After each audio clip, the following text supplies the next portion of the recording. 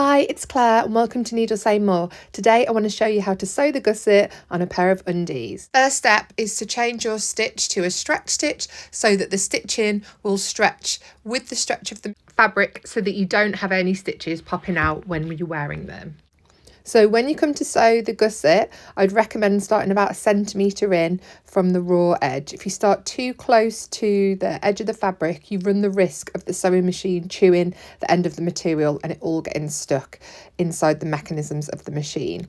So you can see here, you have to be quite bossy with the fabric when you're taking the pins out because it will try and curl. So you have to use your fingers to control the fabric quite firmly to make sure that you're catching all 3 layers as you go. And I'm using on this a zigzag stitch so that it will stretch with the machine.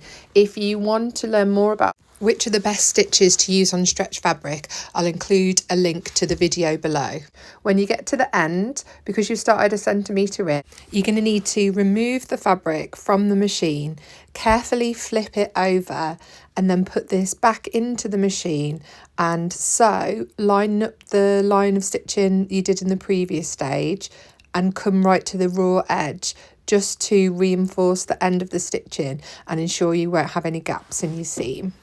Once the seam is complete, check that you're happy with all the stitching, check that the seam is really secure. The back of the gusset will not be secured until later in the project when we sew the lingerie elastic round the top of the leg hole. So at this point, don't be alarmed that you've got a little bit that's hanging down. That will be secured later in the project.